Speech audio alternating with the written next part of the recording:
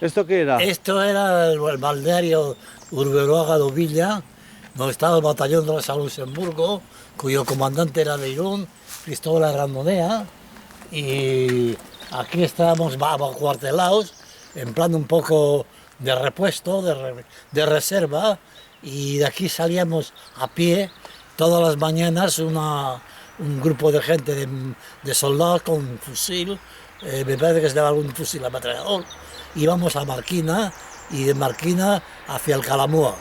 No me acuerdo más que era una carretera, íbamos en fila india, porque había siempre temor a que disparasen de algún caserío por ahí, y llegamos hacia el Calamúa, allí había unos parapetos con sacos de tierra, de arena, y bueno, y allí estábamos todo el día, hasta que llegaba el relevo al día siguiente o a los 2 días, y volvíamos aquí a pasear.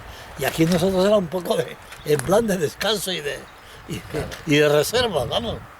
Pues hombre, recuerdo de mi juventud, que tenía en todo 19, 20 años.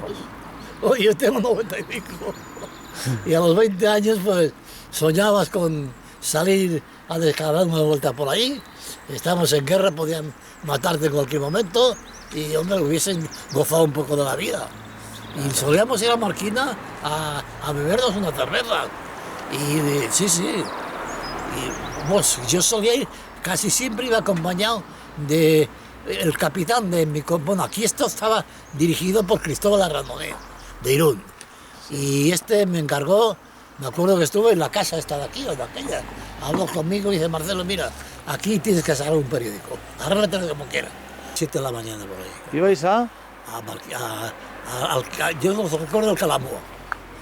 No recuerdo si era... Pasábamos por el lado de Marquina. Yo sé que en Marquina cogíamos una carretera en recta, porque íbamos en fila india y por ahí cerca había peligro de que los caseríos hubiesen fascistas. ¿Y cuándo? Marquina, vamos, del balneario, el balneario a Marquina y de Marquina aquí. ¿Y dónde estamos ahora? Ahora estamos en Echeverría. Echeverría, que era, en cierta manera, veníamos a parar el paso del Calamúa hacia adelante, pensando que el enemigo bajaba el Calamúa y atacaba hacia Marquina, eso supongo yo, porque nosotros hacíamos el frente no con un plan de ofensivo, sino un plan completamente defensivo, de defender esta zona del avance de las tropas que estaban en el Calamúa. Bien, han pasado 75 años, pero reconoces... Sí, la zona es clavada además, es clavadísima. Todas esas casas no existían, ojo, todo esto de aquí no existía. ¿Y vosotros a dónde subíais? Ahí arriba pues era un pinar y había más o menos pinos, y ya este otro pinar. No, aquí no había pinar, ese pinar es nuevo, tío. Sí. Yo creo que aquí, en esta zona de aquí. Porque lo que se decían, estamos enfrente del Calamúa. Estamos enfrente del Calamúa, 100 veces nos decían. Tienes que tener cuidado porque el enemigo viene de ahí enfrente. Sí. Y ese va a avanzar hacia Bilbao, quiere avanzar por aquí. Entonces hay que pararle los pies aquí. Sí. Eso es lo que decía. Y no me saques de ahí porque es lo único que oía. Lo único que oía. Este cruce ni siquiera creo que estaba, No, esto es de la fábrica. ¿Y ahí en esa posición donde subíais, teníais alguna trinchera y algo? No, trincheras, cavadas. Cavadas y con sacos terreros. Sacos terreros y trincheras, no había nada. O sea, es ahí mismo. Ahí mismo, sí. Ahí arriba... Pero muy elementales también las trincheras, Ya. Y yo las he visto luego en algunos sitios y no se parecía de nada. Ya.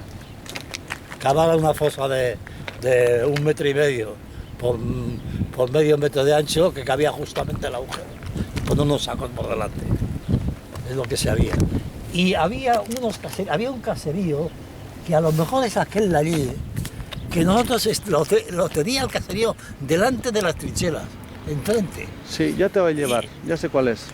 No sé cuál es, pero enfrente de las trincheras estaba un caserío que cuando intuíamos que no estaba el enemigo, íbamos allí y nos daban talos con leche.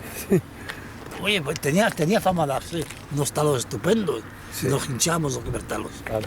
En un caserío que estaba enfrente de uno de estos dos montes.